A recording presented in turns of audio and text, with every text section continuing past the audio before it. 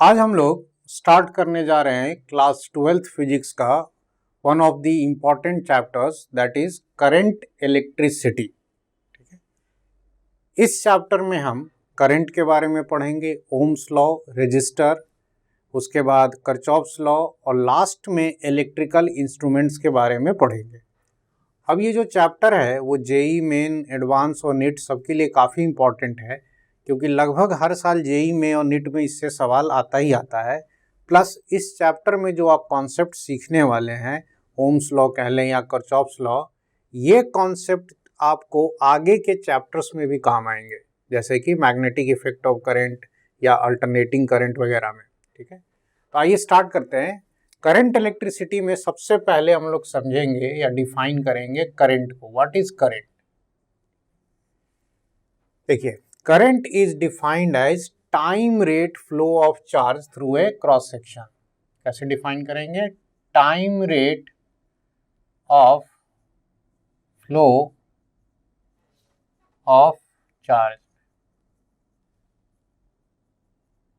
Through a cross section.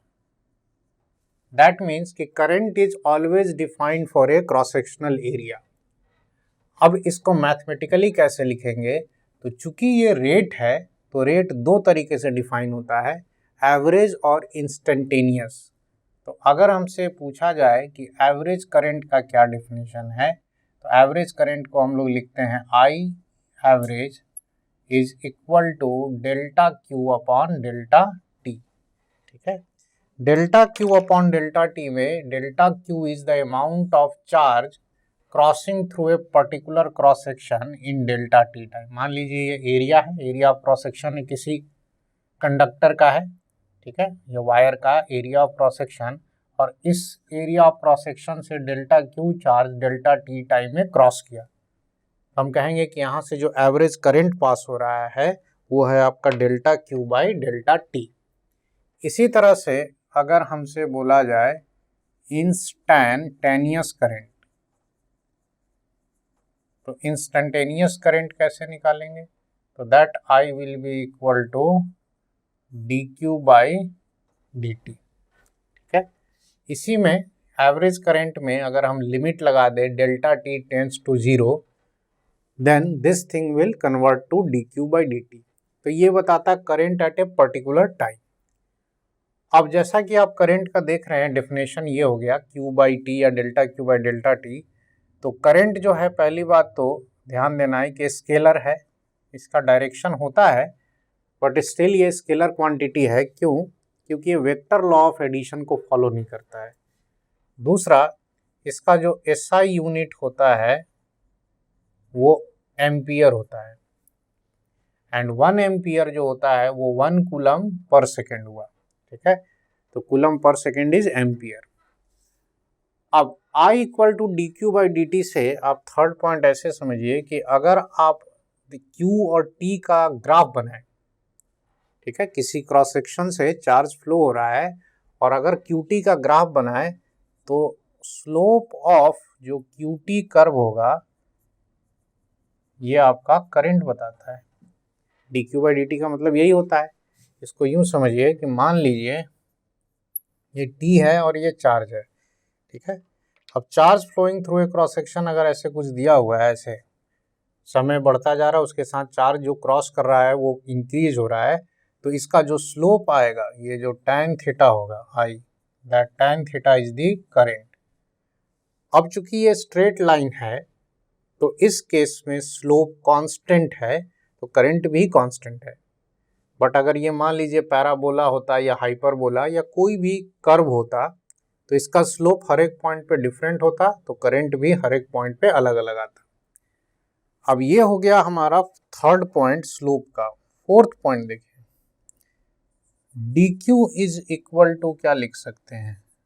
I into D T. यहाँ से तो टोटल चार्ज किसी भी क्रॉस सेक्शन से टी टाइम में कितना क्रॉस किया उसे हम आई इंटू डी टी का इंटीग्रेशन में लिखेंगे। नाउ डिपेंडिंग ऑन आई कि ये कांस्टेंट है या वेरिएबल है, ये आई बाहर भी आ सकता है, अंदर भी रह सकता है। इफ आई इज कांस्टेंट तब ये आई इंटू डेल्टा टी हो जाएगा, और अगर I कांस्टेंट नहीं है तो I जो भी है टाइम का फंक्शन वो यहाँ रख के इंटीग्रेट करेंगे। तो जब I इंटू डेल्टा टी करते हैं तो चार्ज आता है या I dt के इंटीग्रेशन से चार्ज आता है। इसका मतलब क्या हुआ? इसका मतलब ये हुआ कि अगर हमारे पास IT ग्राफ है इस तरह से, तो अगर आप इस IT ग्राफ के नीचे का यहाँ से यहाँ तक का एरिया निकाले तो ये एरिया आपको total charge phloem through the wire या क्रॉस सेक्शन बताएगा बिटवीन 0 से लेके T0 टाइम तक, जितने टाइम तक का आपने एरिया निकाला। अब ये सिंपल कैलकुलस से सारी चीज़ें आ रही हैं। इंटीग्रेशन का मतलब होता है एरिया अंडर द कर्व और डिफरेंशिएशन का मतलब होता है स्लोप। तो ये बेसिक डिफिनेशन हुआ करंट का, ठीक है। अब आइए इसमें एग्जांपल करते हैं सिंपल। एक वायर का क्रॉस सेक्शन ऐसे दिया हुआ है, ठीक है। अब इस वायर में इधर की तरफ 10 टू द पावर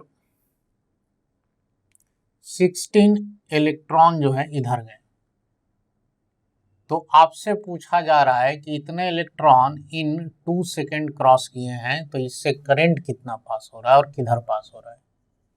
अब देखिए यहाँ पे हमने डायरेक्शन नहीं डिस्कस किया, एक बार डायरेक्शन भी आपको बता देते हैं। करंट का डायरेक्शन जो होता है वो वही होता है जो direction of flow of positive charge होता है। मतलब अगर पॉजिटिव चार्ज इधर जा रहा है, इसकी वेलोसिटी इधर है, तो इस पर्टिकुलर पॉइंट पे करंट इधर होगा, या नेगेटिव चार्ज अगर इधर जा रहा है तो करंट का डायरेक्शन उसकी वेलोसिटी के अपोजिट होगा, ठीक है। ये किसी भी क्रॉस सेक्शन पे आपको चार्ज की वेलोसिटी का डायरेक्शन देखना है। चार्ज अगर पॉजिटिव है तो जो वेलोसिटी का डायरेक्शन वही करंट का, और नेगेटिव चार्ज के केस में अपोजिट होगा। अब इस केस में देखो इतने इलेक्ट्रॉन 2 सेकंड में क्रॉस किए, तो अगर हमें करंट निकालने को बोला जाए तो we can write delta Q upon delta T. Delta Q को आप n इंटू ई लिख सकते हैं, ठीक है, number of electrons into charge of 1 electron.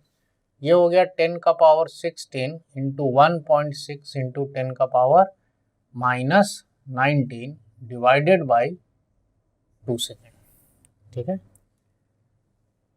अब यहाँ पे हम अगर इसे डिवाइड करते हैं तो ये आ गया 0.8 इंटू 10 का power -3 is equal to 8 into 10 का पावर -4 एम्पियर। अब इतना करंट आ गया, डायरेक्शन क्या होगा? क्योंकि इलेक्ट्रॉन का चार्ज नेगेटिव होता है, इधर इलेक्ट्रॉन जा रहा है, तो वायर में जो करंट का डायरेक्शन होगा उसके अपोजिट होगा, that is towards left. Second example देखिए। मान लीजिए कि किसी वायर से चार्ज जो फ्लो कर रहा है टाइम के साथ, वो दिया हुआ है t² + 2, ठीक है। तो अगर आपसे कहा जाए कि find current eight t = 1 second, find average current between t = 0 and t = 1 second. तो दो बार हमें सॉल्व करना है, दोनों बार जो क्वांटिटीज हमें कैलकुलेट करनी है वो डिफरेंट है। फर्स्ट केस में जो करंट निकालना है वो इंस्टेंटेनियस करंट है, तो ए पार्ट में इंस्टेंटेनियस करंट के लिए हम dq/dt कर देंगे, तो हमारे पास क्या आ जाएगा 2t, ठीक है। अब इस 2t में हमें t = 1 रख देना है, तो we have 2 ampere as current. लेकिन सेकेंड वाले में एवरेज करंट निकालना है। अब इसके लिए क्या करना पड़ेगा, डेल्टा q/डेल्टा t, ये वाला। डेल्टा q के लिए आपको 0 से 1 सेकेंड में पहले 1 सेकेंड रखिए, तो 1 सेकेंड पे कितना चार्ज फ्लो हो गया, तो 1 सेकेंड रखने पे आ जाएगा ये 3, -0 रखिए तो कितना आएगा 2, और टाइम का गैप 1 है तो ये आ जाएगा 1 एम्पियर, ठीक है। तो इस तरीके से हम लोग एवरेज और इंस्टेंटेनियस करंट निकालते हैं।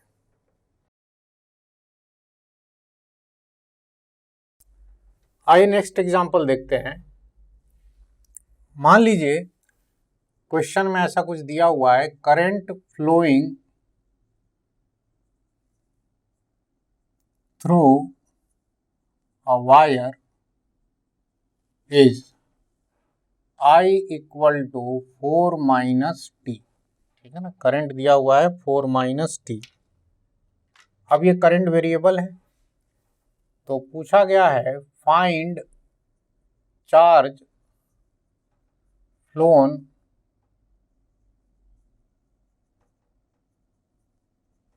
through a cross section in t equal to 0 to t equal to 4 second. ठीक है, charge phloem through a cross section निकालना है, वायर के किसी भी क्रॉस सेक्शन से कितना चार्ज फ्लो किया। अगर ये वायर है और ये इसका क्रॉस सेक्शनल एरिया ले लिया, तो इसमें ये जो करंट जा रहा है ये वेरिएबल है। अगर करंट कांस्टेंट होता तो इस क्रॉस सेक्शन से कितना चार्ज पास होता वो हम इजीली निकाल लेते हैं, कैसे, आई इंटू टी करके। बट सिंस ये आई वेरिएबल है तो हम इसको लिखेंगे D Q by D T, और फिर इसे हम D Q by D T को 4 minus T into D T लिख सकते हैं। D Q by D T लिखा आई और इधर कर दिया। अब इसे इंटीग्रेट कर दीजिए, 0 से लेके 4 सेकेंड, 0 से लेके मान लिया टोटल चार्ज क्यू क्रॉस किया। ठीक है, तो ये आ गया 4t minus T square by 2, 0 से 4। अब यहाँ पर ये आ जाएगा आपका 16, और ये हो गया 16 बाई 2 8, 16 माइनस 8 कूलम हो गया। ठीक है, तो 8 कूलम चार्ज टोटल पास किया। अब इसका अल्टरनेट ऑप्शन भी है, न्यूमेरिकल्स को हम ग्राफिकली भी सॉल्व कर सकते हैं। कैसे, अगर हम आई का प्लॉट बनाएं टाइम के साथ, तो ये एक स्ट्रेट लाइन है, माइनस टी का मतलब स्लोप नेगेटिव है, इंटरसेप्ट पॉजिटिव है 4, तो ये ऐसे शुरू होगा, तो ये 4 से शुरू होगा और 4 सेकेंड पे जा करके t इक्वल टू 4 पे करंट 0 हो जाएगा। तो ये करंट का ग्राफ है। चूंकि ये स्ट्रेट लाइन है और आई टी कर्व के नीचे का ये जो एरिया होता है वो एरिया क्या बताता है, वो एरिया आपको टोटल चार्ज फ्लोन बताता है। तो Q is equal to area बनाएंगे। अब ये एरिया कैसे निकालेंगे, तो हाफ इंटू 4 इंटू 4, तो ये कितना हो जाएगा 8 कूलम, बेस इंटू हाइट। ठीक है, तो दोनों तरीके हैं हमारे पास। नेक्स्ट एग्जांपल में फिर से हम ये लेते हैं, current flowing through a wire is I is equal to I naught e का पावर माइनस लेमडा टी। अब इस तरह का ये करंट फ्लो हो रहा है, एक्सपोनेंशियल है, टाइम के साथ ये करंट डिक्रीज हो रहा है। तो फाइंड नेट चार्ज फ्लोन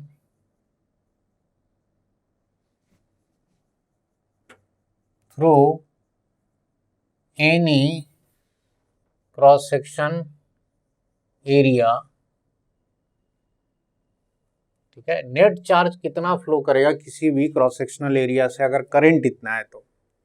अब इस करंट को आप ग्राफिकली प्लॉट करेंगे तो इसका एरिया नहीं निकाल सकते हैं। क्यों नहीं निकाल सकते हैं, पहले इसका ग्राफ देखिए, ये टी है, this is your I. T equal to 0 अगर इसमें रखते हैं तो आई की वैल्यू आ जाएगी आई नॉट, नहीं ई का पावर 0 क्या होगा 1। तो टी इक्वल टू 0 पर ये ग्राफ आई नॉट से शुरू होगा। अब जैसे जैसे टी इन्फिनिटी की तरफ अप्रोच करेगा, ई जो है टी इन्फिनिटी, तो ई का पावर माइनस इन्फिनिटी, ई का पावर माइनस में वेरी लार्ज नंबर का मतलब ये बहुत छोटा होगा, आई किसको अप्रोच करेगा 0। तो जैसे जैसे टाइम बढ़ेगा करंट 0 जाएगा, तो इसका जो ग्राफ होगा वो कुछ इस तरह का एक्सपोनेंशियली डिक्रीजिंग ग्राफ होगा। अब ये करंट को 0 होने में इनफाइनाइट टाइम लग गया, तो इसका मतलब हमें चार्ज जो निकालना है वो 0 से इनफाइनाइट टाइम के बीच निकालना है। अब ये एरिया जो है, ट्रायंगल होता तो निकाल लेते, ट्रायंगल तो है नहीं, तो यहाँ पे हमें चार्ज निकालने के लिए कोई ऑप्शन नहीं है, हमें आई डी टी को इंटीग्रेट करना होगा जैसे यहाँ किया था, और इसमें लिमिट जो होगी वो 0 से इन्फिनिटी होगी। आई जो है हमारा हो गया आई नॉट ई का power minus lambda T into D T. ये हो गया 0 से इन्फिनिटी। अब इसको हम लोग कैसे इंटीग्रेट करें, आई नॉट को बाहर ले लेंगे, ई का पावर माइनस लेमडा टी का यही होगा और ये डिवाइड हो जाएगा माइनस लेमडा से, और ये कहाँ से कहाँ, 0 से इन्फिनिटी। तो ये आ जाएगा minus I not upon lambda, ठीक है। फिर ई का पावर माइनस इन्फिनिटी करेंगे तो 0 आएगा और यहाँ पे आ जाएगा फिर ई का पावर 0 दैट इज 1। तो आपको फाइनली जो होगा वो आ जाएगा आई नॉट बाई लेमडा, ठीक है। तो ये आपका नेट चार्ज फ्लोन हुआ और यही जो आपका एरिया यहाँ का आएगा, ये area I not by lambda के बराबर होगा।